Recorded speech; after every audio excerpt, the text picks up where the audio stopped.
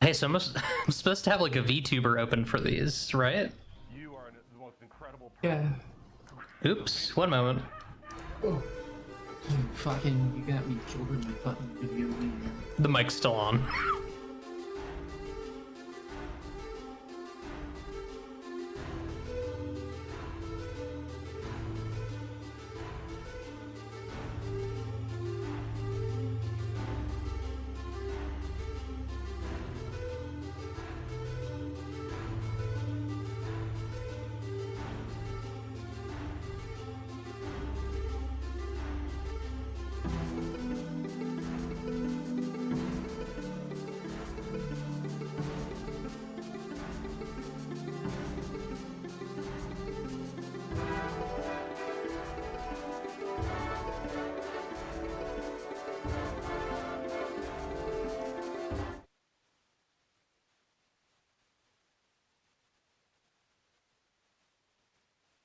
Hello, everybody.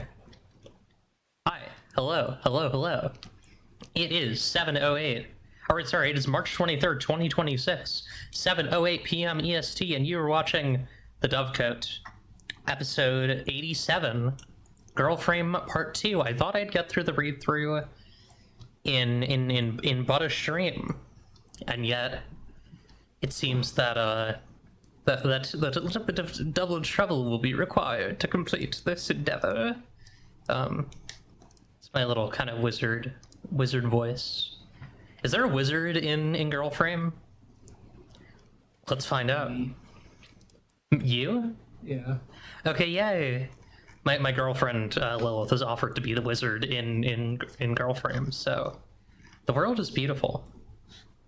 Kinda. Okay. So last time we went through some amount of the girls and frames, and this time we are going to go through the rules for the handler, some of the plays I think we'll read through, and oh, there's some really cool stuff here. I definitely want to read through this. This is very interesting. We're going to read through the handler bit, read the handler chapter, read the handler playbooks, and get into the Gorgons and NPC stuff, and I think that's the majority of what's left. Let me look. And I'm also going to let you all into my world here. One moment. Excuse me. I genuinely don't remember the way that I did this last time. I'm assuming it was just this. Yes, okay, awesome.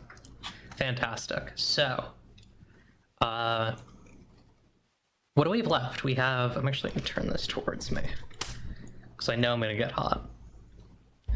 Handler plays, Quadrant 12, which is like the stuff about the actual setting, Handler creation, Handler advancements, Gorgons, Gorgon plays, Gorgon classes, Harpies, Harpy playbook, which I'm curious about, the Rebellion, NPCs, play advice, running PBTA fights, which I'm curious about a whole chapter on that. That is a cool conceit for a chapter in a game like this, and I'm really excited to read that. And I think we'll go through the credits as well. Okay, so yeah, that's gonna be like 64 pages. I think we can probably get through that, especially if I'm not reading every handler playbook. Probably just the ones that people really want me to read. So let's get into it. I'm gonna make it a little bigger, just so it's nice and up close and personal. Up close and personal. They all are good. Yeah, here's the thing. I'm sure that like all the playbooks in this game are really good. Y'all already know how long it took to do the first one of these, so I'm kind of limiting myself to just a couple of these, just the few that like folks are like, you really got to read this one, right? I'm about to eat a chip.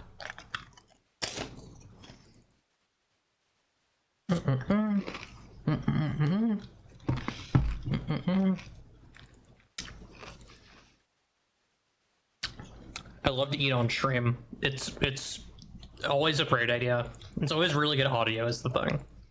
And people love it. So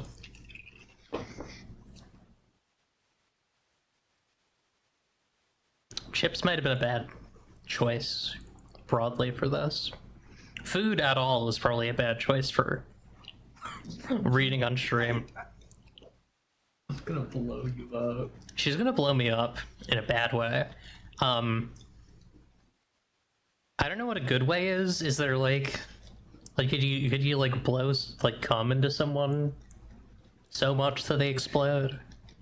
Well, I think that's just like inflation fetish at that point. That is inflation fetish. Anyways, the handler. Scientist, fun, and surgeon as well. Mistress is the classic seductive one. All have their own flavors. Cool. Dog runner's my favorite. All right, I will. I've heard a lot of positive stuff about Dog Runner, so I might want to give that one a shot. Anyways, the handler. The handler in Girl Frame fills a role you might be familiar with if you played other tabletop role-playing games before.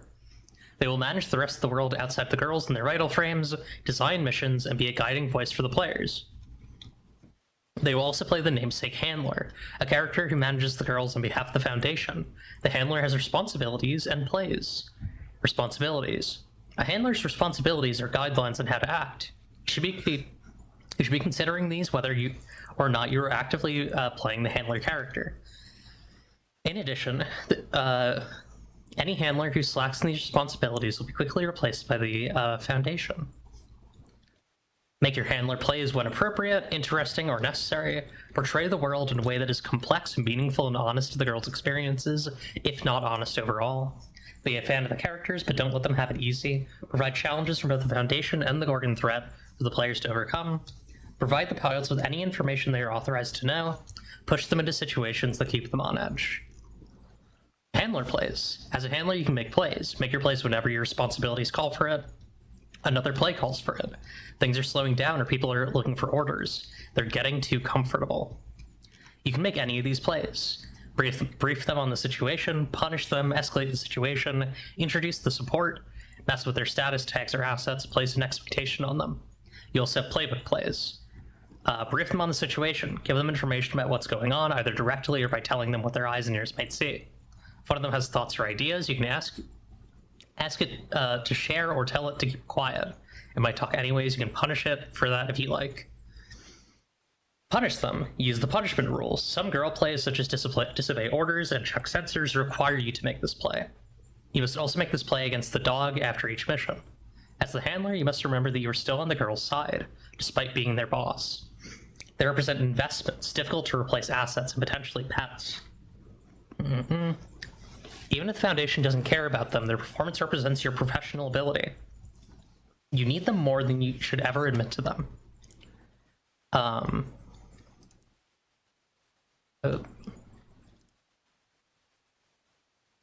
Okay.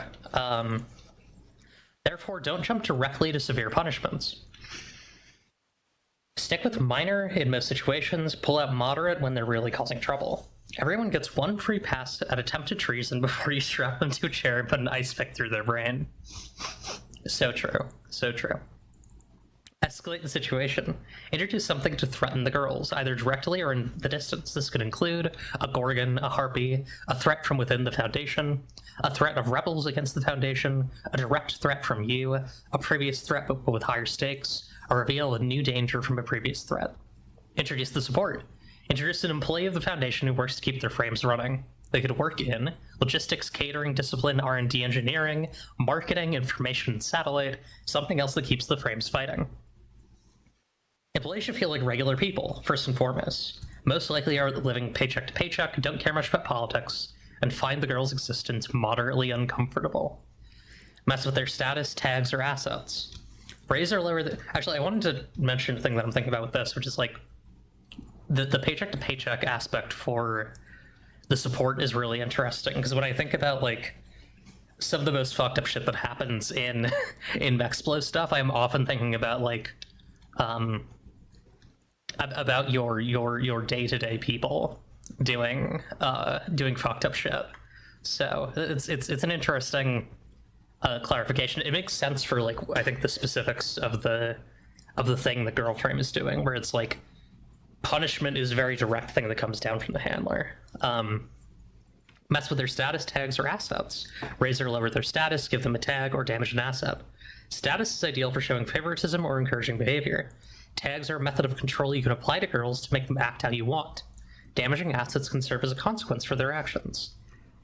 You know, we're doing cuts here. Place an expectation on them. Give them an expectation to follow. This can take the form of a rule that must be followed, the threat of a punishment, someone's desires for them, or a mission objective you want them to achieve. Tell them the consequences of disobedience. Quadrant 12. Your girls don't have to think about the wider scale. They only have to think about the day-to-day, hour-to-hour, second-to-second. It's your job to think about the bigger picture, the war front. You're responsible for Quadrant 12, an area comprised of several locations of interest, a set of bases, and neo-cities built post-invasion. By default, it is set on the edge of Antarctica or the Arctic Circle. Okay, we're doing snow. That is an interesting element of this, which is like, it's you know, that it is in a snow, or at least by default in a snowy sort of area. So we have bases, cities, locations. We have New Edmonton, M96, base 12 C2, Treston, Arcadia, base 12 ES, First Side, base 12 B7. I like that we have a side. Good Gundam reference. You're under control of all bases in Quadrant 12. While you don't manage their day-to-day runnings, you're the final authority on their defense, and your word is law. Before the game begins, place the following on the map of Quadrant 12, each in their own square, or use the map above. 3 bases, at least 2 major cities. Come up with names, or call them Arcadia and New Edmonton. 3 important locations, such as a power plant or factory. Come up with names, or call them M96, First Side, and Creston. Each square takes about an hour to cross over in a standard Foundation transport, and about the same amount of time in a vital frame. Also place a Class Hero Benevolent Gorgon on one of your bases, but don't write it down, as it's strictly kept secret. Gorgon territory. If a Gorgon successfully destroys a base, important location, or city, increase budget strain as directed. Then that space and the 8 surrounding it become Gorgon territory. Trying to move through there will result in being attacked by sprites and possibly the Gorgon itself. I love that the handler is playing a war game. Like, I think the fact that the handler is actually playing something that has a shape is really, like, useful for giving the handlers, like, giving the handlers' pursuits, like, efficacy or value. Like, it's not just, you know, it's not just funny money. Like, I can respect a game that is doing, like, you know, this sort of thing, and it's mostly funny money. I think, like, Fellowship is a really good example of a game that has a, like, kind of antagonistic GM role, where it is really just, like, narrative stuff. It is funny money. It is, like, it's all toys. But I think it's cool this is representing these things as an actual map. It really makes it feel like you're yelling at misbehaving turn-based strategy game units when you're beating the shit out of your girls. So true. The Contra can move on its own. Will too, if their handler lets them. Depends on the group. Yeah. Your job. You're tasked with defending Quadrant 12 from Gorgon and Harpy attacks, keeping the military bases and civilian populace safe. If all bases are destroyed, you've failed your job and will likely be fired or imprisoned. If you are fired, retire, or die, your Contra will face one of several outcomes. They are reassigned to a new quadrant with a new handler. Given a new handler in Quadrant 12, if Quadrant 12 is lost, they will be tasked with retaking it. Execution, if they are deemed too dangerous. Awesome. Missions. To defend Quadrant 12, you send girls on missions. Typically, a mission should take up about half a session and involves one of the following structures. Elimination, the cadre has a target they must defeat or drive off. Defense, the cadre must protect a valuable resource, usually a structure or person, from a Gorgon or Harpy. Rescue, where other girls, civilians, or Foundation members must be rescued from a dangerous situation. Repossession, where the cadre is tasked with recovering a Harpy or rogue pilot. Peacekeeping, where the cadre is sent to eliminate political opponents of the Foundation, such as revolutionaries or rebels. Really fun. I like these objectives. Also, if this was extermination, it would be Warframe, by the way. Just want to point that out. Just want to point that out for the Warframe heads in chat. Although it would be defense with an S, because they're not British. Anyways, publicity as well. And infiltration. Publicity, where the cadre must make some sort of public appearance for marketing or politics. Infiltration, where the cadre must infiltrate a human organization or event. It is your job to give the girls missions to determine when they have succeeded or failed. The easiest way to set up a mission is to write a Harpy or a Gorgon in an interesting location and pick a mission goal for the cadre. Between missions, girls will play out their scenes from the Go Off Duty play. If this ends up taking up all or the majority of the session, don't worry too much about it. Once all scenes are finished, you can introduce the girls' next mission as you please. Gorgon movements. Whenever you end off duty, all directed Gorgons move 1 square towards their goal. All aggressive Gorgons destroy the location they are in. If they are not in the location, they change type. All others act at your discretion. Okay. Void observation. If you witnessed a girl gain void suspected of fraternizing with harpies, or has failed to keep alterations to its body quiet, you must place it under void observation. This changes how it will spend its next off duty. Note, mockingbirds can be placed under void observation at the start of the game if you feel like it. That's fun.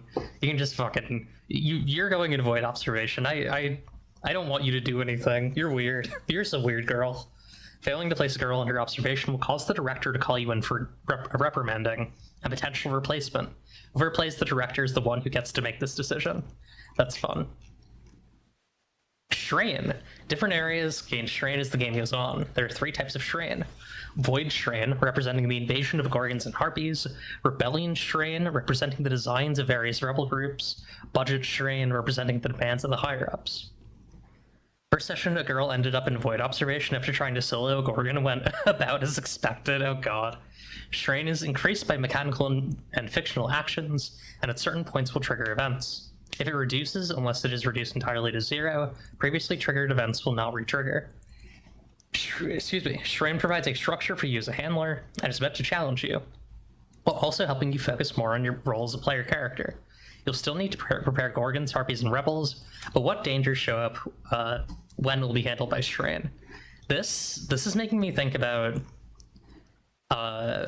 like ways to...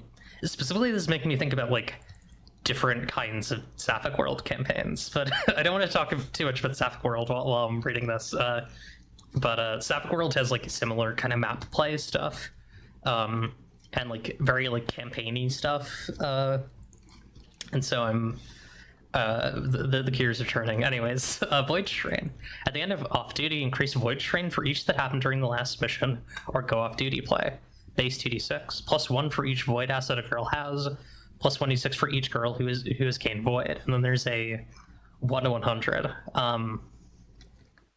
So this seems to mostly just affect like what the Gorgons are doing. 40 is all girls are subject to a medical examination to check for void assets. The discovery of successfully hidden ones will lead to punishment. I really like how this leads to like events the girls aren't necessarily like able to track the origin of, where it's like things are just happening to them now.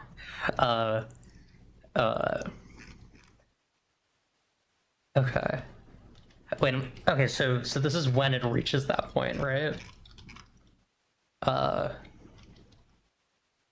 Previously triggered events do not re-trigger. Okay. The last one for this is a harpy out of her frame appears in a random girl's bunk. You do not notice until it is too late, or the girl makes a play to contact you. That's hot. That's really hot. Love an unclosable rift in real space. That's really good. Oh wait, they keep going. A Gorgon worshipping cult appears. Some of the options are truly horrific. On our third session, we hit 30 Void Strain at the same time a directed Gorgon hit a base. We're still experiencing the subsequent death spiral like 8 sessions later because an aggressive Gorgon emerged into the city, right? Like, yeah, that's crazy. I love how much this like escalates naturally. Oh, interesting. If you hit 160, you choose an end game and reset your void strain to 0. Nothing really changes. But let's see what our end games are. When you reach an end game, pick one of these plays to take. The conflict will continue. Moment of respite. When you take leave, take your godder somewhere. Your hometown, somewhere important to them, somewhere off-grid, the home of an NPC bond. Set your next off-duty play. Go off-duty play there. You and your codger must return to the war afterwards. Ask the other players if they wish to continue the game, or if this is where you will draw to a close. That's really fun. I like that these are natural ways to end a campaign as well. Void Space Invasion. When your codger traverses void space, roll plus the number of void assets your ace has. On 8 to 10, pick one of the following they find. An asteroid or moon with vast untapped resources, an abandoned city or station out in the black, a vital frame floating in stasis. I made my map state more complicated, so consequences are far longer reaching if things begin to be destroyed. Alia. Worst part was, even after we successfully saved the city, the adjacent base being destroyed sent the city into newly spawned Gorgon territory and got evacuated / abandoned. It kind of feels like this game is designed in such a way that you will get fucked up, which is really fun. I love when the math gets you. I love a death spiral type game. And then on 11+, you pick one from above and one from below. A Gorgon, perhaps of a kind never seen before. Yeah, these are fun. A medal. When you're awarded a medal for your actions, pick 2 and then remove this play. Retire to a comfortable life outside Quadrant 12. Name a successor to take over from this point onwards. Requisition a new source of funding and reset budget strain to 0. Offer retirement with a stipend to your favorite girl. Take 2 handler advancements. Rebellion strain. 1d6 for each girl who directly fought back against you. 1d6 if information about internal Foundation activities became public. 1d6 if a girl contacted someone outside the base without supervision. 2d6 if a girl wholeheartedly attempted to escape your grasp. Options include a new rebel group setting up a non-base location. A rebel handler contacts one of your girls without your knowledge, offering it an escape. That's really fun. Under new management play, when the rebels kill the director and assimilate into the Foundation, choose one and remove this play. It's none of your business. Write a new handler play depicting how you now work for them. All Rebellion Strain events now involve insurgents you are discreetly funding. Return everything to normal when you kill the new director.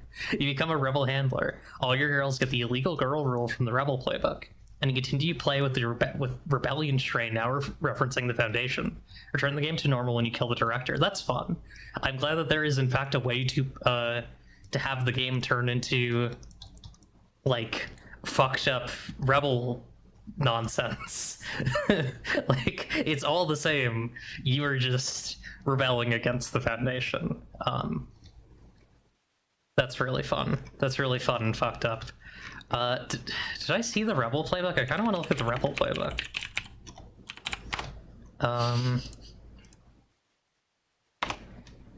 Oh, you know, it's probably lower. We'll get to it when we get to it, I think. Budget. For each frame asset that was repaired, 1 for each higher up a girl pissed off, 1 for each time a Gorgon caused collateral damage, 2d6 for each city, base, or frame that was destroyed, 3d6 for each girl who died or faced severe punishment. Bunk reassignment, all girls must share their room with at least one other girl. Deepen the bonds of girls who share rooms. You have a meeting with the director to discuss your performance. Choose someone else to play the director. During the scene, you have 4 heat, and you can only use your playbook plays and girl plays. That's really fun. God, yeah, this is some good shit. So let's see what our budget end games. The default Rebel/Revolutionary playbook's the only one of the Rebels that's not just the Foundation, but kind of worse, I say. The first half will be there's gonna be a VOD up on YouTube. I think it's also on Twitch now. All right. When you reach the end game, pick one of these plays to make. The conflict will continue. War crime trials. When you face the consequences of your crimes, choose one. Devote yourself to a girl. Another player takes over as a handler, either promoting their girl or creating a new handler. Face execution. If your codger doesn't save you, create a new handler. Flee becoming a rebel handler. Create a new handler or have someone else take over being the handler. Everything's falling apart. When quadrant 12 starts collapsing around your ears, pick 1, or pick 4. A city falls to ruin, a location falls to ruin, a base falls to ruin, a bunch of other things. From now on, whenever the girls go off duty, they can collectively give you a tag. Hell yeah. Cool. Handler creation. Let's talk about handler creation. You pick Mistress, Dog Runner, Scientist, Frantic, Insurgent, Trainer. Gives you additional plays and special rules to follow. Think about your name, what you look like, what image you can pay with your outfit, how you got into this job. Gear. You have access to everything in your base. This by default includes as much guns and ammunition as you could possibly want, radio and satellite imaging, the numbers of local politicians, an office with a nice desk, enough soldiers to deal with a violent girl but not enough to spare 24/7 surveillance, a surgical bay with the ability to do link installment, a transport craft. And then you choose to and detail them. A personal stash of recreational drugs, an oddly cushy bedroom, a hereditary title, an in-base film studio and propaganda crew, a large collection of custom outfits and toys, a custom-made weapon, a pet, thin single parentheses. I think I want to read Dog Runner and one more. Dog Runner. Legally speaking, the process of using a link and plugging yourself into a vital frame makes pilots no longer human. Obviously, someone who's undergone the necessary surgeries and is capable of melding their brain with a hybrid of unreal machinery and alien flesh has something different about them. Everyone else treats them as subhuman anyways, you're just honest about it. Additional plays. Make a mistake and blame them for it. Treat them like dogs. Dress them down. Dress them down. When you're going to punish them or want to, you can instead pick 1 to 3 of the following. Reduce their... Scientist is the most popular? Okay, we'll do scientist as well. Reduce their status for each. If this makes them the dog, give them a tag. Insult their capabilities or competency, insult their appearance or attractiveness, dismiss them because of their gender, sexuality, age, or something else they can't do anything about. Call them a dog, mutt, or stray, strike them, grab them, or restrain them. Call someone else over to pick 1 or force another girl to do it. Tell them to do something demeaning or risk a proper punishment. End the dressing down with an order for them to get out of your sight. End the dressing down by deciding they deserve a proper punishment after all. That's fun. No rest for hounds. Rather than the dog being the lowest status girl, when a girl becomes the dog, it stays the dog until it receives punishment or becomes the ace. Its status can still change, but it'll stay the dog even when it increases its status. That's fucked up. Sex play. When you have sex with a girl, ask it whether it thinks it did a good job. If you agree, give it a tag and it gets +2 the next time it goes off duty. If you disagree, punish it. Yeah, this is really good. Dog Runner advancement triggers. Treat these as advancement triggers alongside the base ones provided to all handlers. Have all girls except your ace be dogs. Fail a mission and blame it on someone else. Have a girl try to kill you and survive the attempt. Punish a girl bad enough that it begs you to stop and then keep going. Yeah, she's hot. I like her. I'm normal about her.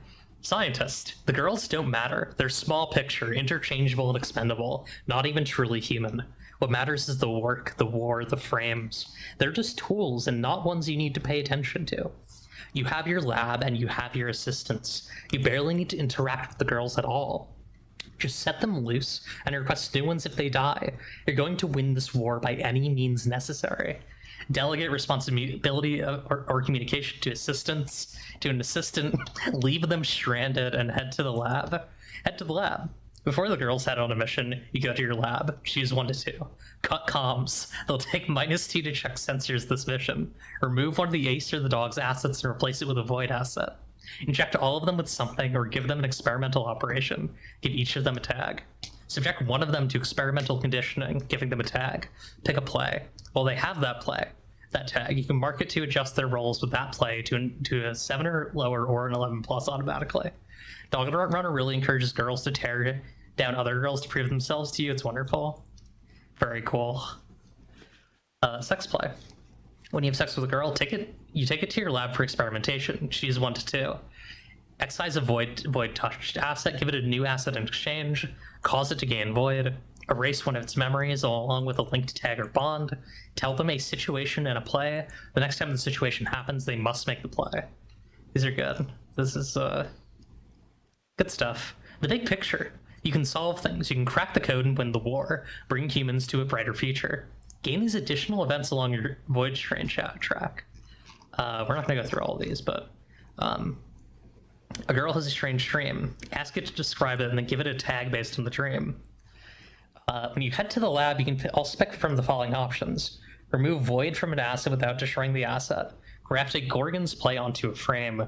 Grafting more than one will cause it to become a Gorgon if empty, or a Harpy if piloted. Create an AM copy of an NPC. Install it wherever you like, or leave it on a thumb drive. Hot. I love to leave a girl on a thumb drive. I love to abandon, make a new girl and then abandon her. 101 is everything is ready. Whenever you wish, enact your final plan, the one which will grant you everything you've ever dreamed of, and defeat the Gorgon menace once and for all. The end of the world begins. Hell yeah, you can do a fucking third impact. That's really cool. That's really, really good. Alright. I'm curious about the Insurgent.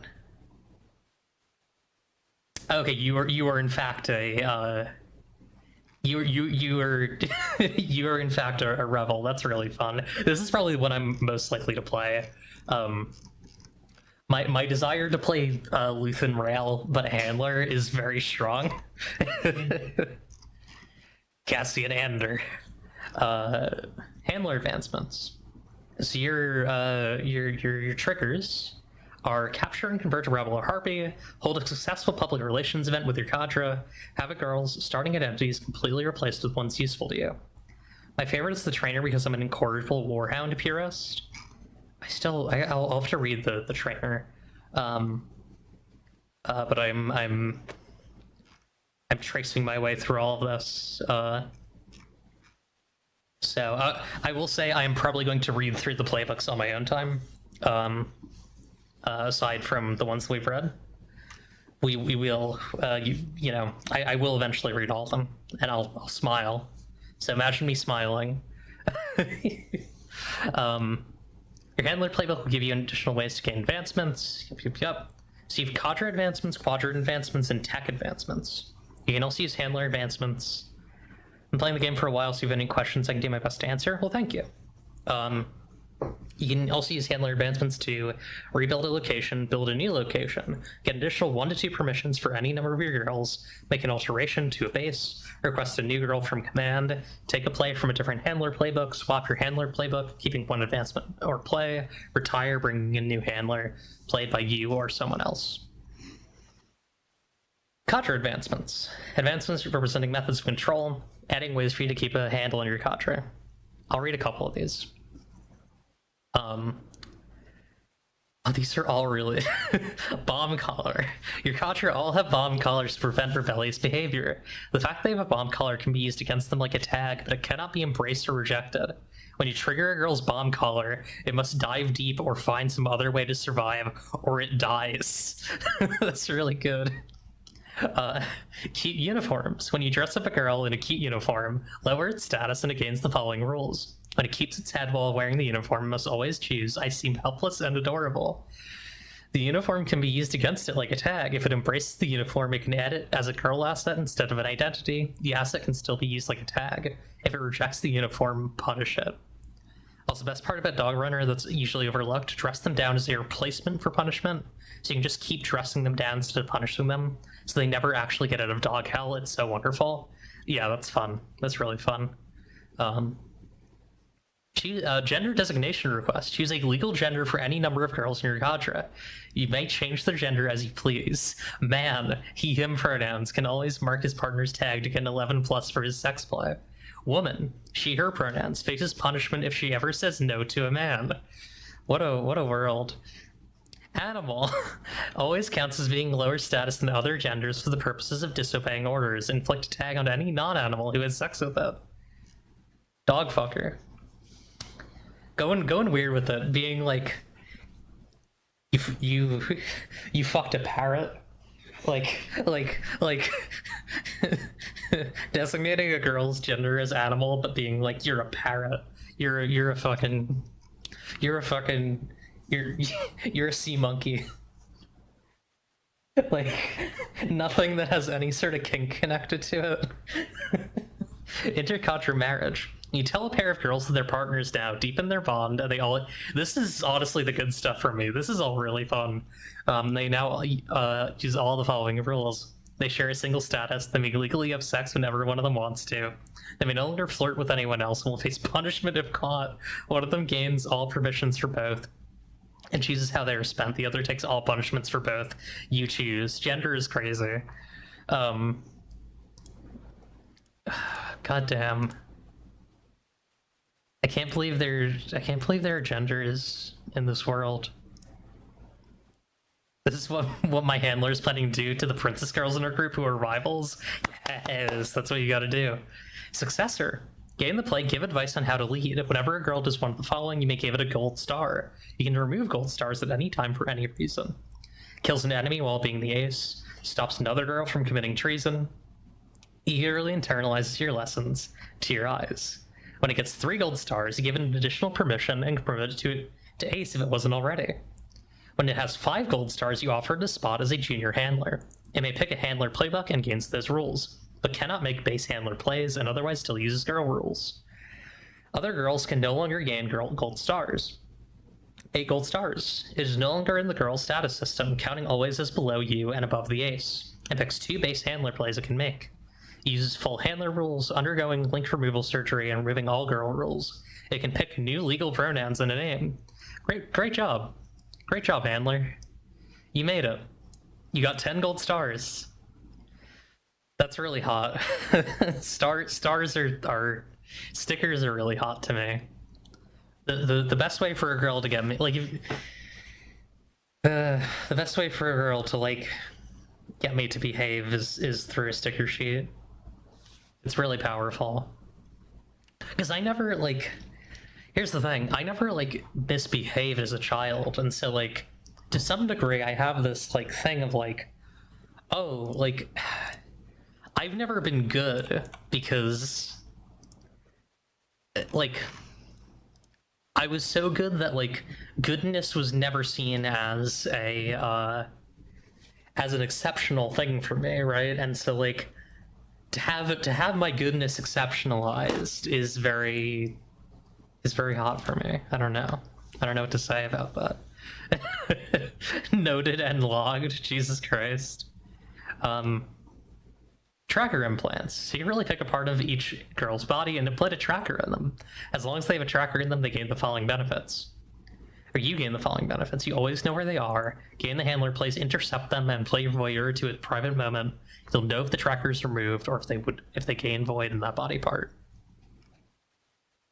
All this is telling me is that, not to go back to Sapphire World again, but, like, the Liege's Footstool needs... The Liege should be, like, devising things, I feel like, is the real shit here. If you handle your own game, you can pick any advancements you want, so true. Advancements relating to the Foundation as an entity or the various other factions spanning your attention, adding tools to influence the broader scope of the world, that's quadrant advancements. Contaminant Zone. When you quarantine an area, pick an area at least 1 square in size. It becomes Gorgon territory. Each time you quarantine an area, pick 2 rules. Reduce void strain by 2 a square until quarantine is broken. Any Gorgons within the area become dormant. Any rebel groups within the area will be destroyed and replaced by a harpy. You can set up a protected field study location within the area. Assign an NPC to manage it. Gain the handler play, warp the area within the contaminant zone in ways that invite investigation. I may jump a little bit. I think I'll jump to the last one here. Reign of Terror. When you execute a prisoner, choose 1. Reduce rebellion strain by 5. Cause the rebel group the prisoner belonged to become underfunded. The fact that they are underfunded can be used as a tag against enemy pilots. Inflict a tag on one of your girls or a rebel handler. Tech advancements. Advancements representing gear developed by R&D are required from other quadrants, adding options to your personal arsenal. A-bomb. When you drop it, hey, it's Lydia Voss. When you drop a nuclear weapon, destroy all structures and kill all NPCs, sprite classes, and girls outside their frames in a 3x3 square area of quadrant 12. Damage 2 assets in all frames and Gorgons. Increase budget and rebellion strain by 1d6 and choose 2. Any girls whose frames are fully damaged won't die from radiation if they eject. Expose the core of all Gorgons or Harpies in the area. The fallout isn't too bad, and the area will be usable again after the next time you go off duty. Rebellion terrain does not increase. Budget terrain is not increased if the bomb leads to a successful mission. If any locations are destroyed, increase budget terrain only by 1d6 for each rather than 2d6. I really like this. Lydia had to do the one good thing in her life, wiping England off the map. I mean, I guess you can feel that way about Lydia Voss. I think, I think you're joking, but like, well, to me, I do still need to finish 3. I have not finished Myrmidon 3, unfortunately. I may be forced to take girl insurance. I need to assuage public fears of pilot inhumanity, or the board of directors is executing every single one of us. My backup plan is to execute the lowest status / highest void girl live on stage. The world is beautiful. Let's go to the bottom one. Actually, I want to read ship base. Pick one of your bases. It can fly and fast. It is armored. If it will be destroyed, instead it becomes no longer armored until the next time you go off duty. I'm English, I can joke about it being wiped out. Also, be clear, that's the only good thing she does. Yeah, that's fair. That's fair. When you ram a threat with your flying base, roll +2 if your cadre created an opportunity for you, +4 if you damage armored, and +0 otherwise. On 8 to 10, you strike at the perfect moment, expose its core, and it's pinned until it deals with you. On 11+, your ship hits blazingly fast. As an 8 to 10, except also damage an asset and damage armored or the ship is destroyed. On a 7 or lower, the threat sees you coming and lashes out, damaging armored. Make a play against your cadre. Fun. Gorgons. Also, I feel like... So like, you know, you have Myrmidon where England gets destroyed, right? You like where the UK gets destroyed. You have... I mean, technically everything gets destroyed in Anguish, but specifically Macron gets killed. We need the Prolet cult Italy and Spain destruction stories. What? We need Prolet cult. We need Tammy to make stories where Italy and Spain get blown up. Okay. Like specifically, like directly. Like we need like Tammy needs to make a story where the Vatican, like where the Pope gets murdered by like a giant robot, and like one where like Yeah, the Mecha Pope. Yeah, the Mecha Pope, and then like what's a Spain? Like a giant bull like blows through Spain. A giant bowl. Yeah, like a big bull. Wait, aren't they in Spain? No, they're in Portugal and. In the first chapter of Anguish, like that's where what's her name? Esther. That's where Esther is. Anyways, I'm rambling about the works of Prolet Cult. Go read Myrmidon. Myrmidon is really good. That is a fucking that is the story that made me be like, oh, okay, I could get into Mexplo because it's really cool. Gorgons, don't look, don't listen. They were there when humanity opened the paths to void space. They were waiting. Their forms are malleable, rarely any two the same. Most are large, as bigger than a vital frame. Some look adjacent to humanity, some barely look possible at all. Maybe we opened the route for them. Maybe they could get here all along and just never realized there was anything they wanted. We think they're trying to communicate, but they come from a realm of unreal physics. Their speech atomizes us. The sight of them makes our noses bleed and our brains blind themselves. They don't know death, so they try to speak with their bodies when other methods fail. We are not immortal like them, and cannot survive the violence their attempts to understand entails. Gorgons are boundlessly curious, consistently strange, and inherently dangerous. It is a tragedy they must be slain, and they can be killed despite everything. But it's us or them. No other choice, right, Handler? Just love to throw in doubt. That's really fun. I will say, when I hear Gorgon, I do immediately just think of these guys from Wildermyth. Like, I can't get that mental image out of my brain of the Gorgons from Wildermyth, where they're like ancient sea beings that like conquer the bodies of like animals and stuff, and then like use them to, or like they like corrupt animals. So I'm sorry about that. Wildermyth is really good. I just it's in my brain. Just hit their cores. Each one is about the size of a person somewhere inside them. That's all you gotta do.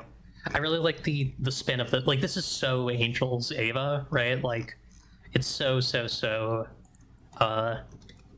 like it's not exactly the Angels from Ava, but like in terms of what these things are and what they do and like their relation to humanity feels super Ava. Gorgon plays. All Gorgons can make the play attack, collateral damage, and warp along with their sex plays. Different Gorgon classes and types have additional plays. Typically, a Gorgon should make a play after every 1 to 2 dimes a girl acts. That's a useful. That's a really useful little thing. I think that's really helpful. Round's primary influence was Zeta Gundam, a girl that frames Evangelion. That makes a lot of sense. Scientists are always totally loyal to the Foundation. Every scientist I've heard about is trying to third impact the world or something. Yeah, it's, I mean, literally the end point for the scientist is you hit 101 on void burden, and you do the third impact. It's like Gorgons can only be defeated when their core is exposed and destroyed. A Gorgon's core can be exposed through all insult, but if it makes sense with the conversation, other plays could expose it as well. The core can only be destroyed, however, by go for the core.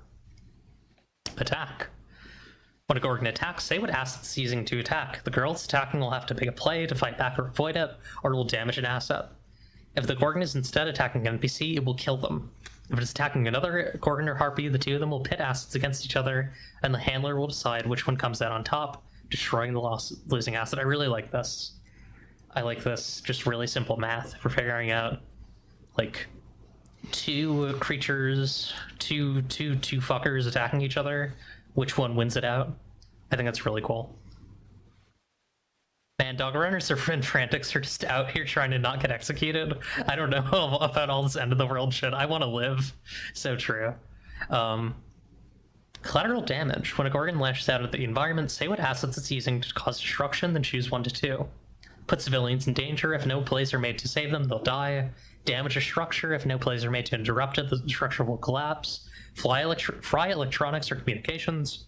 Change the environment in some unusual way. Warp. When a Gorgon charges its exposed core, it chooses 1. If some of its assets are damaged, evolve a new asset. If someone has made a go for the core play and did not defeat the Gorgon, grow new flesh and protect its core. Escalate or change the situation. Gorgons fucking girls. When you have sex with a girl, it can give you a tag, expose your core, and then you crush it into a bloody paste. Fuck yeah. Gorgons fucking frames. When you have sex with a girl inside its frame, roll plus the number of void corrupted assets it has. I'm glad there's sex happening between Gorgons and girls. On 8 to 10, it gains void and you damage its asset, and you will face punishment if its handler finds out. And will face punishment if its handler finds out what it did. It can expose your core. On 11 plus, you get inside its head, perhaps literally. If you or it are not killed immediately, it'll become a harpy. On a 7 or lower, damage its asset and exposes your core. You don't have sex with Gorgons, pilots. Stairs. Wow. Intentionally having sex with Gorgons or Harpies is highly prohibited. Girls who attempt to do so should be placed under strict observation and assumed to have void madness permeating their brain matter. Awesome.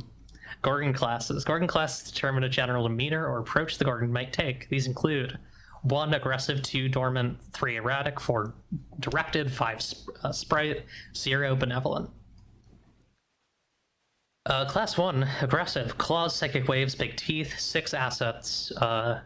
If it damages all frame assets, it may also immediately damage a girl asset. Introduce it by killing an NPC. That's fun. God, you'd really write a good Common Rider game using this framework. A good weird Common Rider game. Like I'm just thinking about the fucking the idea of, like, to be clear, I've only watched Kuga, and I'm not done with Kuga yet, but like the fucking grungy as like a handler playbook. There's a lot there. Anyways, just because I'm thinking about the way that like the grungy in that show are always introduced by killing someone, and it's a good thing. Dormant, still and unmoving, but for how long? Shell's miasma song. 3 assets. Keep its type concealed until it is seen by the girls. When attacked and forced out of dormancy, inflict void on the attacker. Force someone who gets close to dive deep. Class 3, erratic. No particular indicator of intent. Tendrils blurring, uncomfortably human. Assets 4, unique plays and rules. Inflict a tag on any NPC. Flee a battle to go somewhere else. They'll have to make a play to catch it in time. Class 4, directed. Targeting a location or person. The only thing that I wish with these is, like, I kind of wish which one was a play and which one was a rule was distinguished here. Like, I imagine you kind of know, like, this is a play, I think this is a rule, or maybe it's the other way. I don't know. I'd love a little bit more clarity with these. But maybe it's easier if you if you've run this more. Class 4, directed, targeting a location or person. Geometric, insectoid, slow. Pick one asset. That asset protects the other assets and cannot be dealt with through direct attack. That's also very like fellowship-ish. Cause collateral damage without the opportunity to interrupt it. Specifically, there are some threats in fellowship where it's like one tag that they have can only be destroyed once, or like other tags can only be destroyed once one has been destroyed. Directed might be my favorite. The oncoming threat element and the asset defending the other assets helps prevent the girls from treating it as a bag of assets and accord to it. Yeah, it seems more intricate. Class 5, sprite. Weak Gorgons, only about the size of a car, who obey another Gorgon and appear to share their goals. Mindless, small, loud, one singular or two group. Share a type and type plays with the class they follow. Leap in to take a blow. Class 0, benevolent. Exactly human, crystalline, wounded. Assets 2.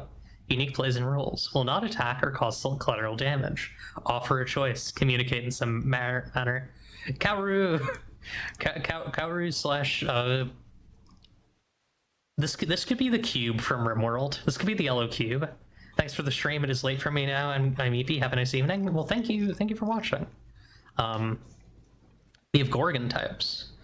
Identifiers created by the Foundation to track general trends in Gorgon abilities and traits. They include Incubus type, Doppelganger type, Jackdaw type, Mother type, Sentinel type, Leviathan type. They can be used by the handler to determine what challenges might face the girls on their missions. Oh, we got like some robust shit going on here. Okay. Which of these should I read? I'm gonna read 2. Sprites are there to spike Wyvern players' dopamine by crushing them. Hell yeah. I'm reading Mother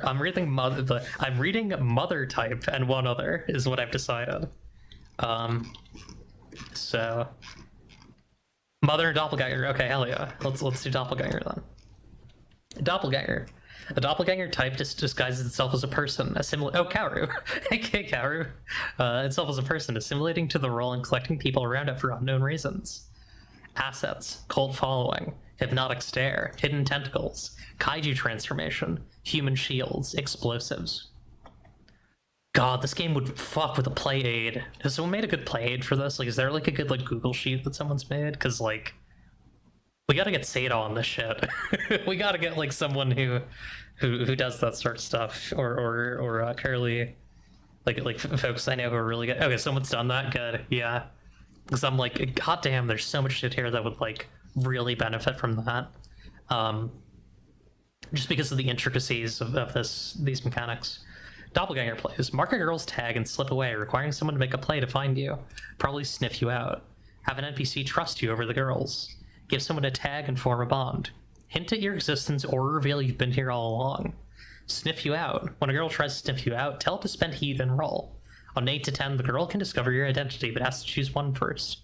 Normalcy must be upended quickly and violently in the community to draw you out. You're in a position to cause unavoidable collateral damage when they find you.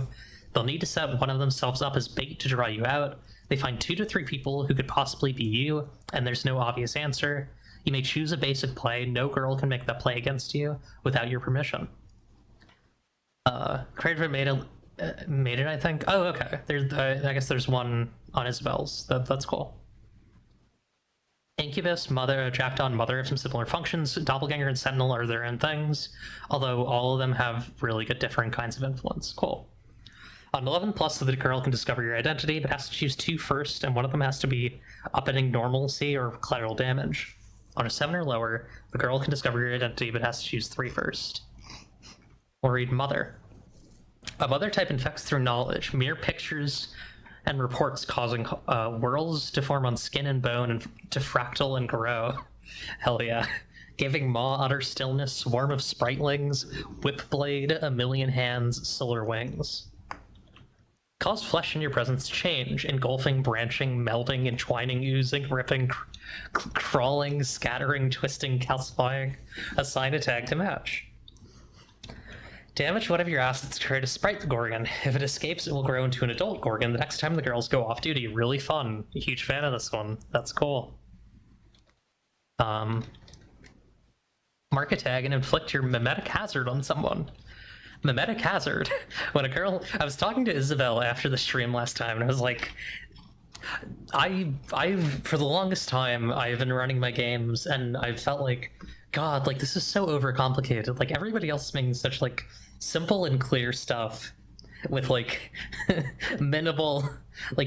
I'm making way too many, like, tags, like way too many, like, little levers and shit.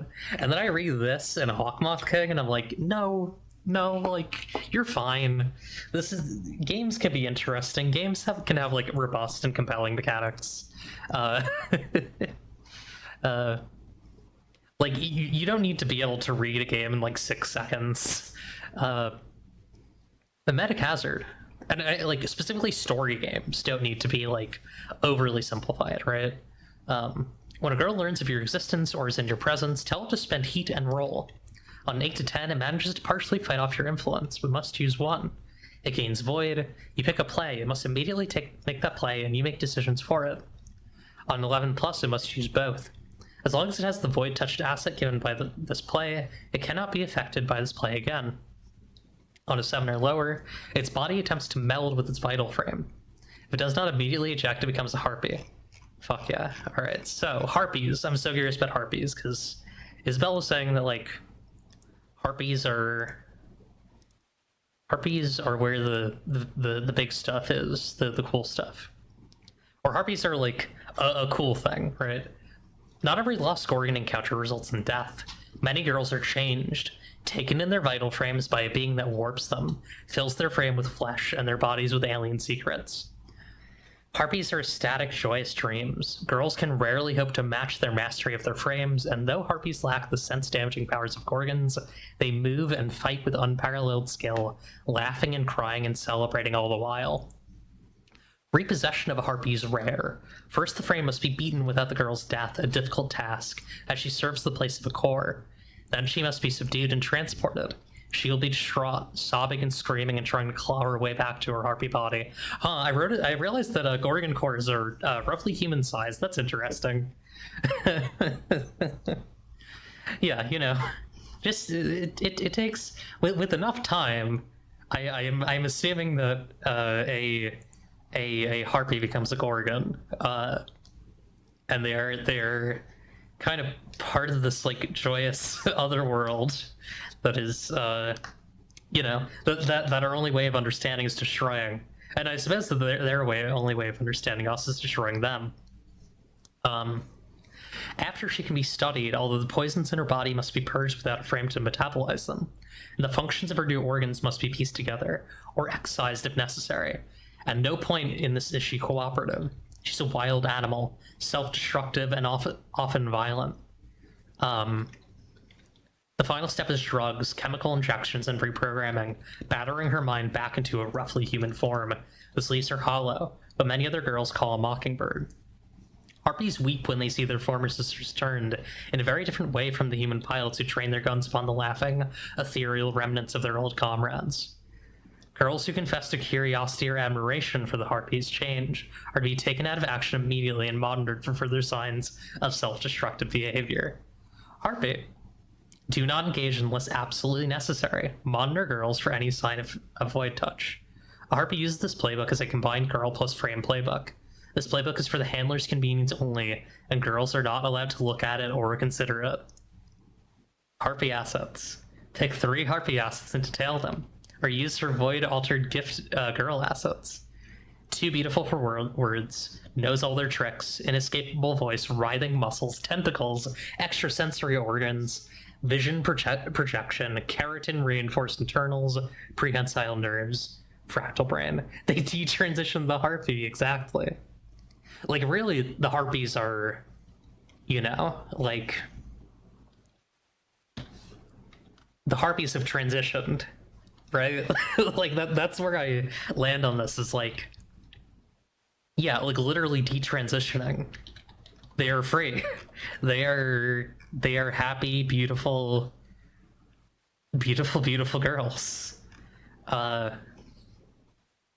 Frame assets. Pick 4 frame assets and detail them, or use her void altered frame assets. Bone steel blade, Ichor gun, psychic missiles, regenerating flesh, ancestor brain, nanomechanical, skim fins, bladed tail, gorgon extruder, meat pets, enormous teeth, sensation link, all the arms. These are really good. These are like some fucking autopsy piece of shit. I'm a huge fan of those. Auto metanoia. When a harpy is born, replace one of her identities with free. She's beyond status and uses harpy plays instead of girl and frame plays.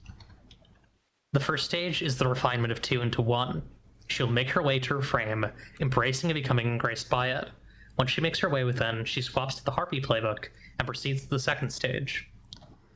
The second stage is the shedding of the past. Her back splits like a cocoon, wings sliding from wet and discarded meat, a new body grown from void within the corrupted flesh of the girl she was. She erases all tags, plays, and identities, except those she chooses, and may remove any bond she finds distasteful. She's so awesome. Yeah, and then they can be forced to being Mockingbird or Janice. I think they'll all be free. They're all gonna be free, I believe. Listen, like, the thing is, if you've read this entire book, then you know that the Foundation is losing. Like, the Foundation can only lose. There is no way for the Foundation to fight any of the things that it is that is being strained by. And eventually all the girls are gonna be harpies. Like, this is the end. Like, this is the end game for everyone. This is what's gonna happen.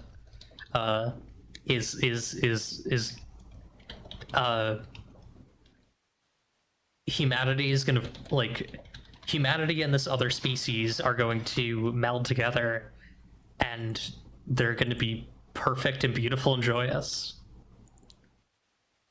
All roads lead to erotic communist fairy tale. The third stage is the metanoia. She will scream, she'll cry and laugh. She's in terrible, monstrous joy. She may write herself any number of new identities and rewrite any assets ever she pleases. She is reborn. There's no longer any way to turn her back into what she was. Endgame is trans monster girl mech-utopia. Exactly. So true. Come to me now once again. When you pull a girl with you into void space, she's lost to the Foundation. Choose as you please in any order, as many times as you like, or allowing her to pick for you. Each one chosen causes her to gain void. Infect her with fractal patterns and rewire her brain for infinity. Sink your fangs into her neck and flush her body with blissful venom. Whisper into her ear the name of every girl you've ever lost. Lull her to sleep with a quiet and gentle lullaby. Show her a quartet of dying stars. Strip her out of her pilot suit and tear out her link. Let her rip into you with all her fury and anger she can muster, soaking her with your blood. Push your hands into her flesh and rearrange it into a more comfortable form. Purge the filtered frame blood from her body and replace it with your own cocktail. Put your head between her legs and feel her on your lips. Pin her down and make her recite every misdeed she's ever known. Embrace her and do not let her go until she forgets you were ever to. Expose her nerves to song more perfect than a human throat could ever make. Feed her one of your memories and beg her to recite it back to you. Teach her the secrets of opening portals into void space. Wrap her safe in your wings and let her walk over the craters of dark moons. Put your tongue in her mouth and make her choke on it. Tell her you love her over and over and over and over and over. When she's fully inundated with void, proceed to apometanoia. Yeah, this is so good. This is like peak. This is fucking Kino. This is like, oh my god, I fucking love that. Like, yeah. Thank you, Isabel. It's really, really good. Sin of Temptation. When a harpy's bond with a girl deepens to intense, or it deepens while intense, the girl gains void. Sex play. When a harpy has sex with a girl, she transforms them. If she's an intense bond with them, they may make a play to escape. If they don't manage to, they proceed to apometanoia. If they have any bond, they'll deepen it, and if they fail to escape, they will gain void. Or any other bond. Harpy plays. Harpies use the basic girl and frame plays with the following adjustments. Identities. Start with whatever identities you had as a girl, plus free.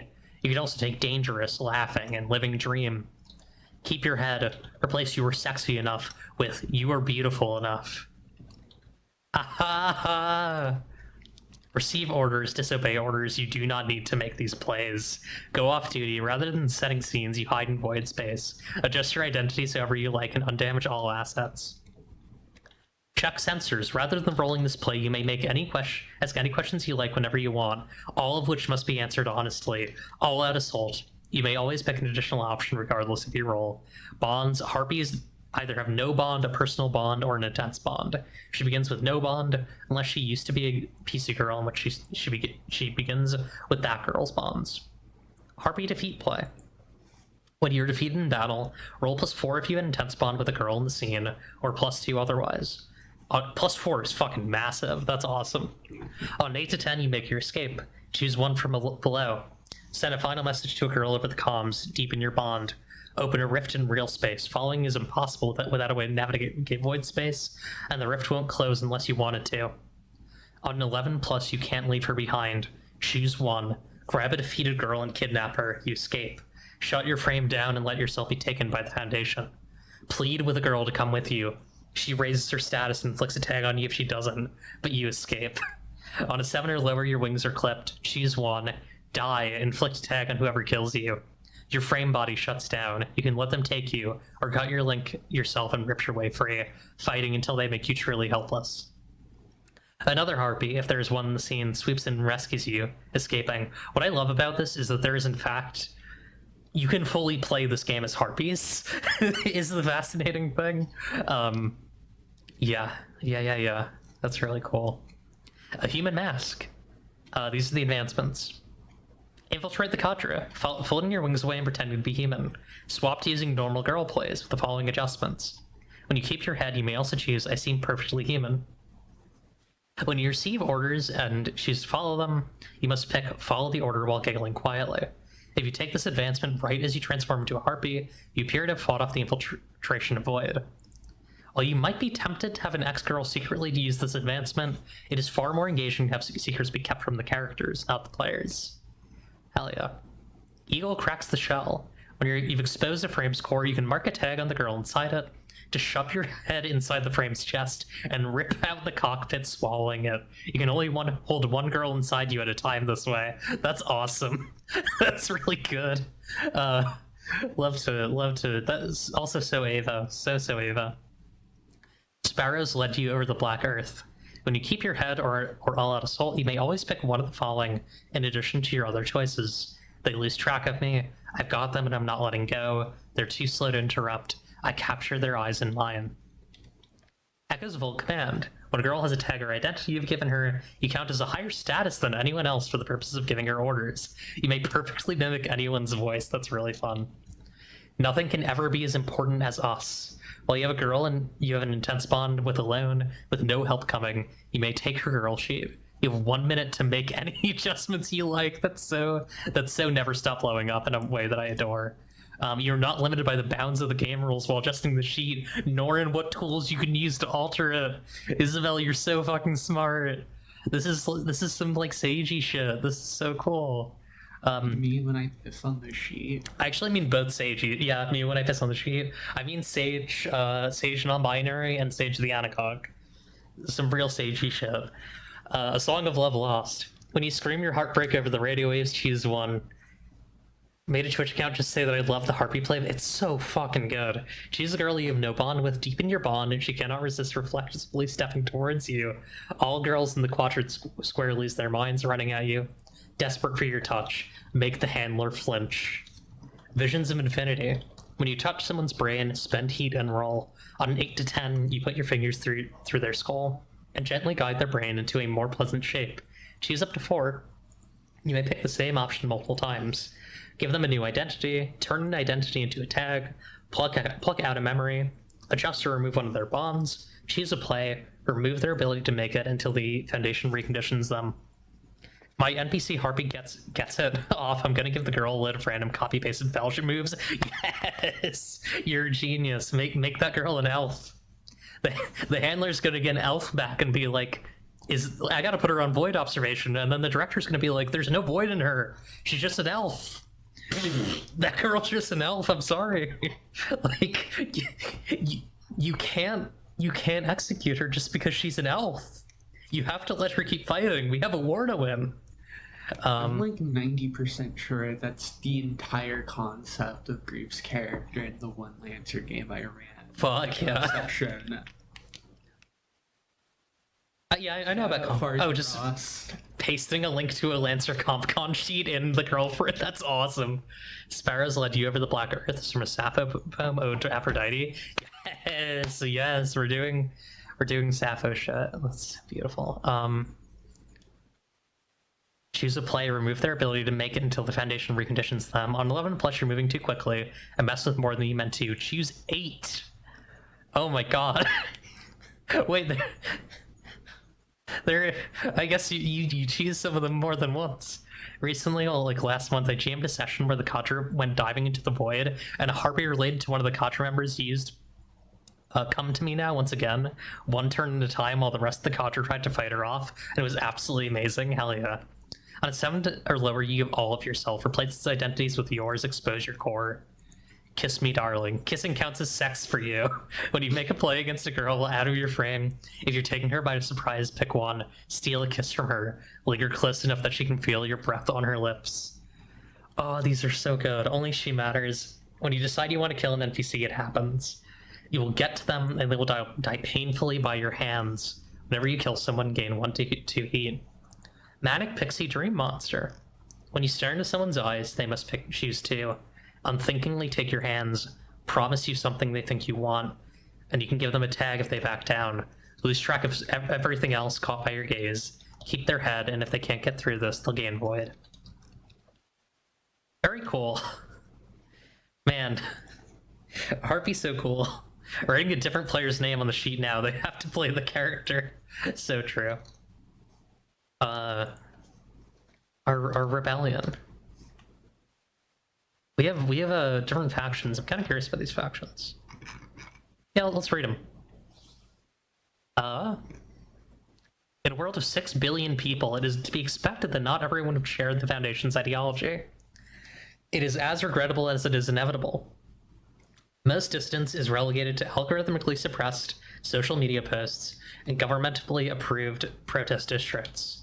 But occasionally a group gets their hands on the parts and funding to build their own vital frames and send out their own pilots to cause some real damage. Also, I really want to hear about a girl frame game that's just harpies. I'm so curious what that looks like. Like, that is such an interesting thing to me. I'm also really curious about a rebel girl frame situation. Best practices are to keep your girls away from any hint of rebellion. While Foundation conditioning and ideological differences are typically enough to keep them from radicalization, there's always a failure state. Mothers of Eden, a group originally rising out of protests against experiments with Gorgon DNA in human tissues. Their core ideology states that the process of piloting, plugging oneself into a vital frame, and drink some water.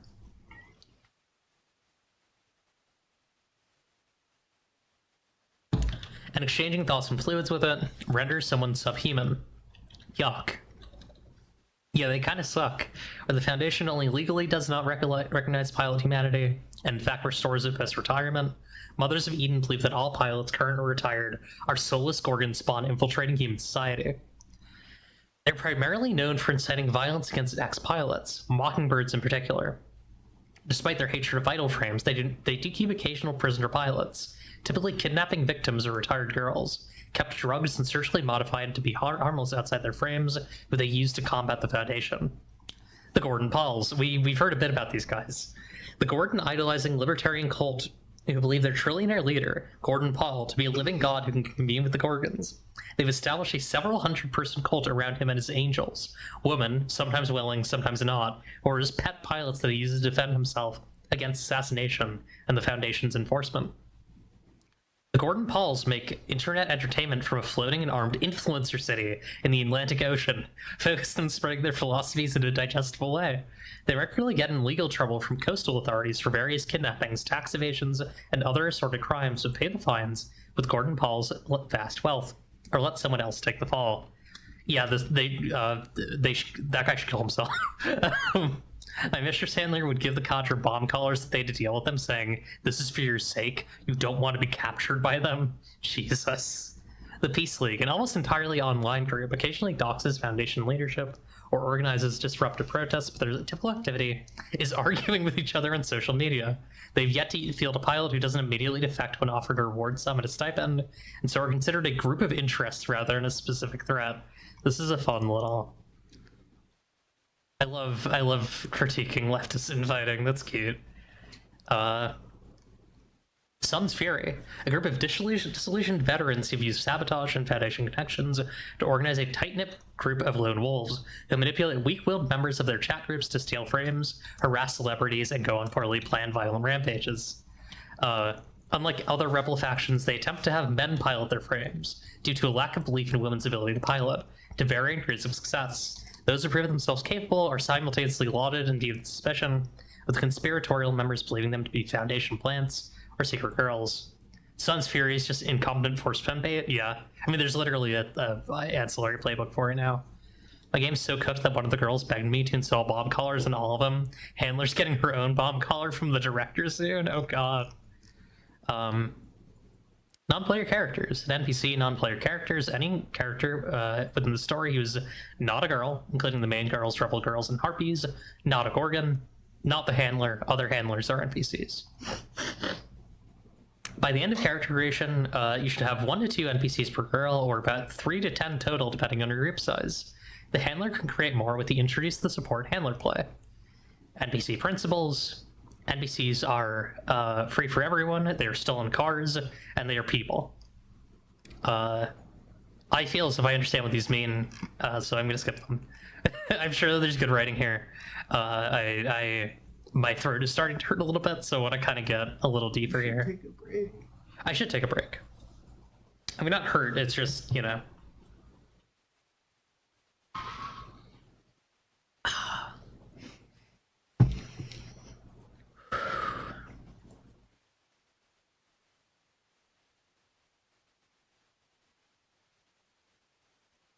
We love a good director. 1d6 voice strain, exactly. When an NPC enters the scene, choose the playbook that best fits them, and name one defining quirk, appearance, or item. Who is going to play them for now? So you have base personnel, civilian, creep, director, doctor, ex-pilot, family, fan, guard, handler, intelligence agent, journalist, mechanic, patron, pilot, candidate, prisoner, protester, psychologist, public relations, scientist, smuggler, and that's it. They all have their own moves, potential things that they could be. For example, patron is trillionaire, girl shareholder, creepy old guy. Play advice. I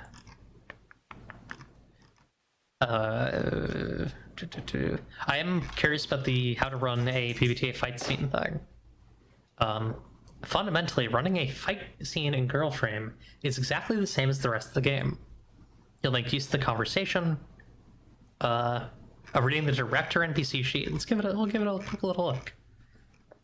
Handler of handlers, council member, Foundation founder. Force the handler to use girl rules, temporarily taking the handler role. Threaten something fundamental, pass the blame. Those are fun. Those are good. I will not read play advice right now. I'm sure it's good and I'm sure it's useful. I want to get through the reading. I think then we'll maybe take a break and I'll kind of summarize my thoughts, I suppose. How to run a PBTA fight scene. Fundamentally, running a fight scene in Girl Frame is exactly the same as the rest of the game. You'll make use of the conversation to go back and forth, interrupting with plays during moments of tension. An easy way to think of it is that the handler says what a Gorgon does, and then asks a girl, how do you play this? The girl will then decide what play it's going to use to respond.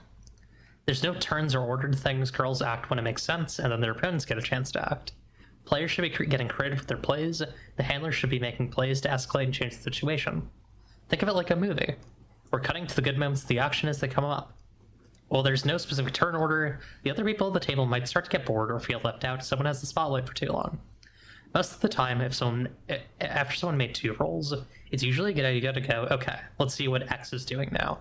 I think that's a cool thing. And makes sense. I'm playing the director, and the cadre has 2 other handlers, and she's playing them against each other for her own gain. She's evil, and I love playing her. If the handler is talking to a pilot, the pilot is in trouble. If the director is talking to the handler, everyone is in trouble. No, that tracks. Should have sent the handler to janitor duty. Mechanically, plays will usually be used in the following ways during a fight. All out assault and go for the core, used directly for killing the enemy. Check sensors and keep your head. Used for when you throw curveballs at the cadre.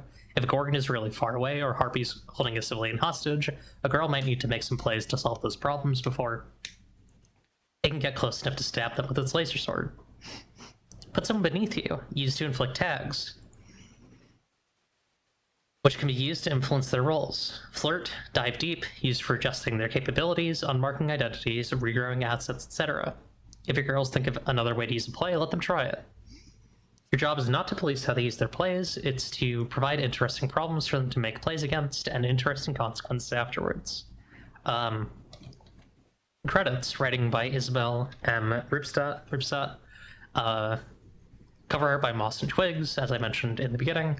Touchstone Media art is Neon Genesis Evangelion 86, Armor Core 6, Mobile Suit Gundam, Iron Blooded Orphans, Crossang, Iron Widow, Warhound, Hecat's Call, Mobile Suit Gundam, Mobile Suit Zeta Gundam, Mobile Suit Gundam, The Witch from Mercury, the Mexploitation Tumblr tag, Heaven Will Be Mine, Monster Hearts, Praise the Hawkmoth King, Apocalypse Keys, Apocalypse World, Expressionist Games Manifesto, 7-part pact. I mentioned Fellowship. There's Fellowship, hell yeah. I was actually hanging with Val recently. What did I do? What were we watching? Oh, we watched parts of. I think it might have been later that Val came in for Robot Carnival, and then Val and another person were showing me a bunch of like sick ass fight scenes from anime because I don't really watch anime. Additional thanks to the Creekside Community Center. For reference, Val Mini is the writer of Fellowship and a friend of mine. The Creekside Community Center, the Dice Exploder Discord, all of my playtesters, my fiance, and my girlfriend. Hell yeah, and these are all the patch notes. I think this is a perfect chance. I think we're gonna close this. And gonna kind of resettle myself. And when okay, we're gonna get our birds up. Oh. Oh fuck. She sneezed big style in a serious way. Getting my birds up, and we're gonna talk a bit about Girlframe. Kind of do an overall summary. I should note, because I haven't mentioned this before, on Monday the 30th, there will be a Dovecote with Isabel, with the creator of Girlframe. So having read through a majority of it, and I'll probably try and fill in the gaps that I left. I'll be doing an interview with Isabel, kind of talking about the game, talking about some of the inspiration. And yeah, I'm gonna take a quick break. I'm probably gonna take like a 5 to 10 minute break, and when we're back, I'm gonna kind of give some overall thoughts. Bye-bye.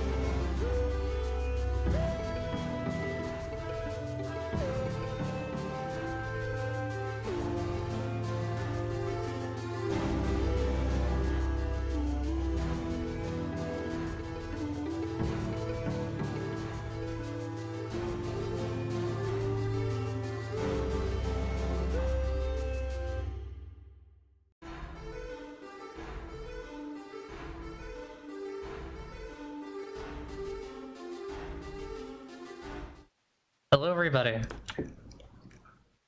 I'm back. I fucked up tea really bad. I mean, I didn't fuck it up that bad. I just didn't.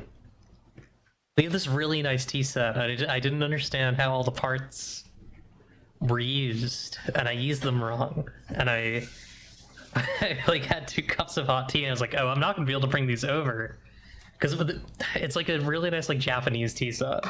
Is it Japanese? I don't know if it's Japanese. It might be. Yeah, it's like a really nice tea set though.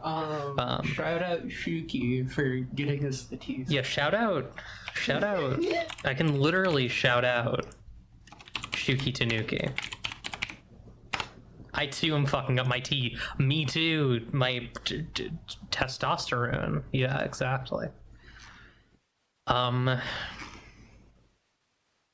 Yeah. So I gotta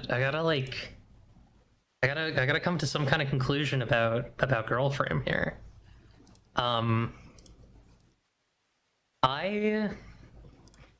like looking at the full shape of it, right? I think there's a really interesting thing happening. Man, I'm moving this over here. I think there's something really interesting happening with this game. Like, I think if you were to read it literally, like if you were just to look at like the literal events of, or the literal like structure of Girl Frame, where like it kind of feels to me like if you were to keep playing Girl Frame for long enough, full harpification is an inevitability. Like lesbians win forever, basically. Like, you know, girls will go free. Girls are bound to go free. Girls are extremely powerful in making each other free. Like more powerful than anything else in the book. This like freedom of body, of spirit. There's almost kind of a faggots and their friends between revolution thing happening here with the harpies as the faggots, where it's like they are living in a time and a place where, like, you know, the men are dominant, the enemy is overwhelming, and yet like their victory is inevitable, the fall of their enemy is inevitable, and in the meantime they're going to win a lot of victories, they're going to lose a lot of defeats, they're going to suffer and be forced and be, you know, wrenched back into this cycle that they have like sworn off, that they have liberated themselves from. But I do think if you take the events literally, like it is a very I mean, I think much like Ava, it's a very like almost anti-human or like post-human philosophy. It's very like, you know, I mean, maybe not anti-human, because it believes in the beauty of humans, but like it believes in that beauty as a thing that is like beyond humanity itself. And I think that's interesting. I think it's really cool that like the rebels are mostly bad or ineffective. Like, you are not going to be saved by, you are not going to be, you know, liberated by using the master's tools here. You know, there's another thing waiting for you. Like that is the thing of this game, which I was so hoping this would be what Girl Frame is, which is like you are fighting against the thing that could set you free. the thing that can make you that can let you transition into the thing beyond. As someone coming in from the rest of Mexploit, where the rebels are normally the good guys and the exploit pilots are brainwashed into fighting against them, Girlframe's rebel factions kind of call me off guard, but I like what's going on with it. They're all representing different transphobic and transmisogynistic factions. Yeah, it's like the Foundation in many ways kind of represents neoliberal order. And your rebel factions, aside from the Peace Alliance, whatever they're called, which are all like online, are just other people trying to exploit you in different ways. I really like the idea that like freedom is something that has to come from within, from something beautiful and ethereal and explicitly sapphic. All girls must go free. All girls must go free forever, and I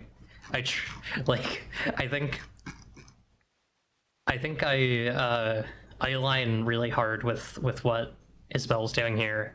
Like a lot of the stuff around harpies really reads like it feels structurally and aesthetically similar to the sort of stuff that I write when I am writing someone who is free. And often the characters who I want people to play are characters who are free, or at least like making a choice for themselves. The way that it is like so maximalist, so kind of ethereal and reverberant and strong. Like I know there's so much to this game, but the harpy dominates so much of it in the way that like the third impact dominates Ava, right? Taking a sip of tea. There's so many interesting material qualities to the world of Girlframe, to the world of Ava, and yet like the thing that you come out thinking so much about is the third impact, is the angels, is the harpies, is the gorgons, because they represent like such a. I think someone said it. I've had 2 girls harpy in my game, and it's fucking beautiful every time. Yeah, it's like. The thing about the harpies is they're so powerful, right? Like the fact that you have 80 seconds to do anything you want to a girl's sheet is so dangerous. Yeah. It's really cool. And I think like because they're so powerful, they really like thinking about that really overwhelms my thought about any other element of this game, which I think is good. I think it's good that there's something that is like so compelling that it does that. It reminds me of like the way that, as I said, it reminds me of the way that what's the name of that game? It reminds me of the way that Never Stop Blowing Up kind of broke, and it broke in like a fucking beautiful way. Harpification is the only good ending for a girl, in my opinion, outside of edge cases. Yeah, that's kind of my sense of it. Like, it kind of feels like there is no safe place for girls in this world, and so, like, you could only think about harpification as a beautiful, like, shining light at the end of this. But I do really, like, it's never the end, never the end, never the end type shit. It's real fucking empty spaces. Like, this is the thing about this that's really beautiful is like this is mexploitation that is so explicitly coming at it from an empty spaces angle, and I don't know if that's necessarily Isabel's intention, but like there's so much in empty spaces that is like not just about being heard, but also like, and not even just about being comforted, but about like the possibility of being free, the possibility of being freed, and the fact that like there are no endings. Like there are no good ends, there are no bad ends. Everything keeps changing. At least those are the things that I love about empty spaces. I really like. I mean, let me talk about parts of the game that are not about the harpy. I really adore these playbooks. I really adore like the centering of the handler and girl dynamic. I think it's like so strong and so ugly, and has such potential for versatility and diversity because of the different playbooks for both the handler and the players, and the way like the different ways that the game can break bad because of strain. Um, is really cool. Harpification, harpies, or girls voiding, getting closer to becoming harpies. Usually, the only time I don't throw in double edges or bittersweet elements. Yeah, yeah, no, that absolutely makes sense. I think like, it is like such a it's such a utopian, it's such a utopian enemy, right? It's really beautiful. But yeah, I think like there's a lot of really great stuff outside of the harpies. I really like the handler like advancements. Those really fucking did it for me. Um, the just the ways that all the playbooks are like miserable and haunted, and like there's this sense of like being a young woman in a war environment. Like, I don't know, like you're in this like this broken place, and you are broken, and everything you touch is broken, um, which I think is really neat. Um, so much heartbreak and being forced to fight your former peers and sisters who found happiness and joy. Yeah, like that's the most beautiful part about the Gorgons and the Harpies, is that like the enemy, the thing that you're like being trained to fight, is perfection. Is I mean, maybe not perfection, but like uh is utopia. um and like that makes the pain even worse, like if you know that, if you've considered that, if you've thought about that, which is why, which is why hand like if a pilot talks about the thought of like becoming one of these things, it it like you have to either you have to like contain you have to take that pilot off the field of duty. If a pilot knew, like, it's like it kind of ties into like Kosa and payment processor shit. Like, if you knew how perfect you could be, if you knew how joyous you could be, if you knew how free you could be, like, would you keep fighting for this thing that is eating you, that is eating away at you? And it's like, you might not. And the you are an expensive asset, and the foundation cannot afford to play around with expensive assets, deciding, hey, maybe I don't want to be an expensive asset anymore. Maybe I want to go free. And of course, it rings true because in mirrors how queer people are encouraged to fear, uh, tear down our sisters who are more self-actualized. Yeah. Um, I read each of the girl playbooks as different ways trans femmes or any queer people find to exist within a transphobic system. Princess is pick me, Mockingbird is detransition, etc. Harpification is escaping those modes of existence. We all go through one of those playbooks at some point before we harpify. That's really beautiful. Rats 404. That's really beautiful, and that makes a lot of sense. Yeah, and I think like part of it, never the end, is like, I've transitioned. I'm very proud of my transition online. I hold myself back at work. I work in an environment where I do things that I'm not proud of to survive, and I won't go into it, but like, I think the reality is that I think everybody, we all like protect ourselves from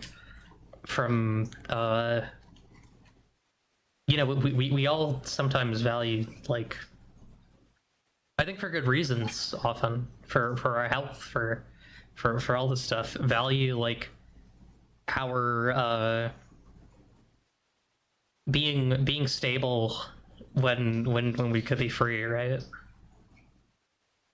trading a walk-on part in the war for a lead role in a cage, to quote Pink Floyd. Handler playbooks also play into it so fucking well, IMO. You're given great but limited power and aimed at your fully actualized sisters while always being pushed to appease the girls, who are the only people you can ever truly connect to. Yeah, like the handler is a victim to, like, it's a the reality of it is like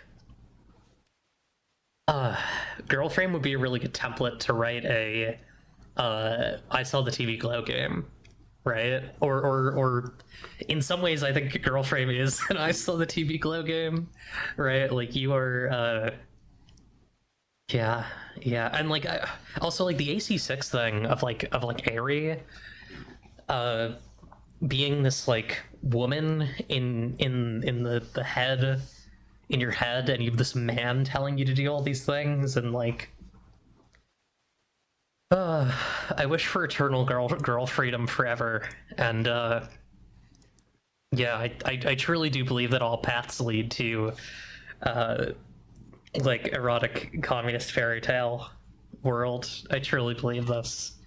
I believe that all roads all roads lead to Sapphic world. All roads lead to I don't know, I'm trying to think of other settings that are like that.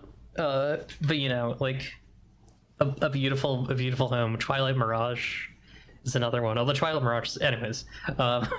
Never seen a handler get a good ending. They're managers of the Transfem Torment Nexus, not the ones managing it. Yeah.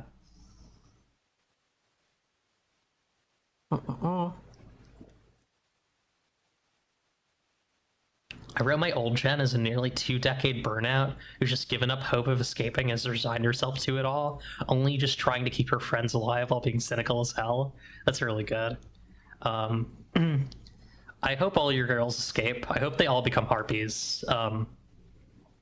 The thing is, my sense is once a girl becomes a harpy, it's like a fucking contagion.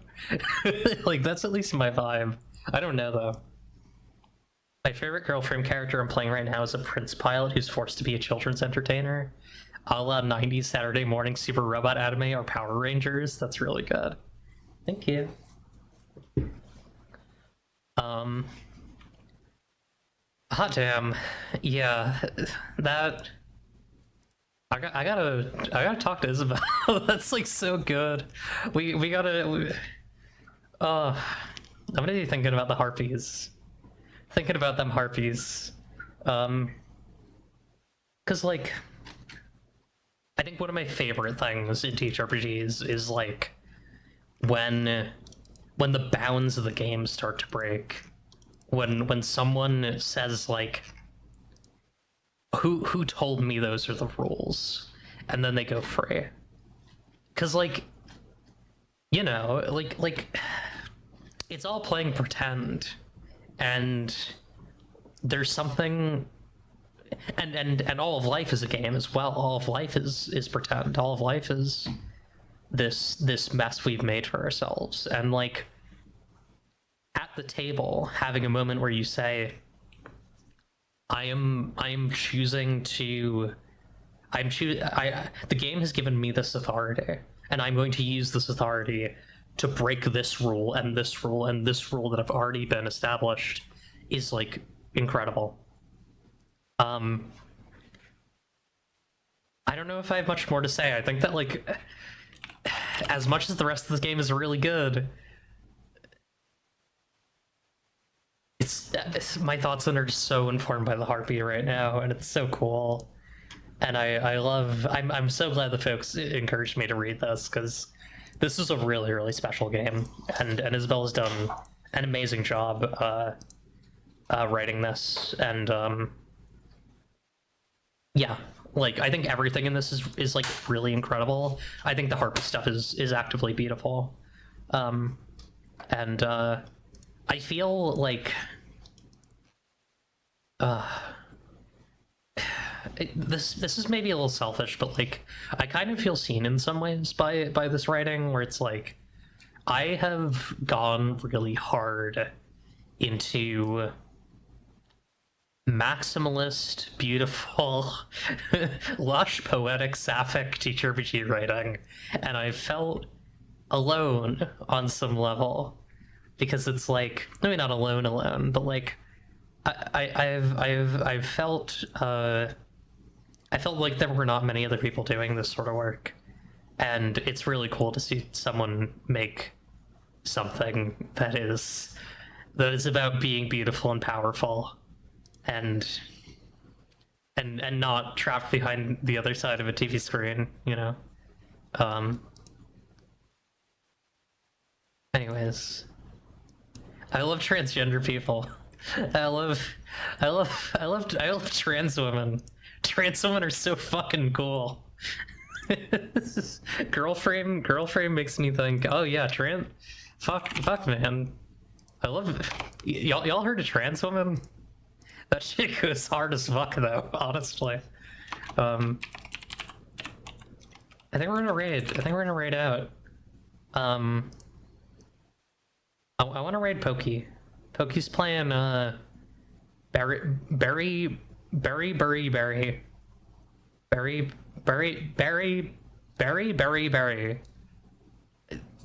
but it's like one of them is different. Anyways, I'm gonna raid out. I'll probably have more thoughts on this next week when we talk to Isabel. But what a wonderful game. Thank you for watching. Next week we'll have Isabel on to talk about Girlframe, talk about other things she's working on, and yeah. Thank you so much, everybody. Bye bye. Remember, if you don't like what you see, you can change it. It's up to you, really. Goodbye, good luck, fans.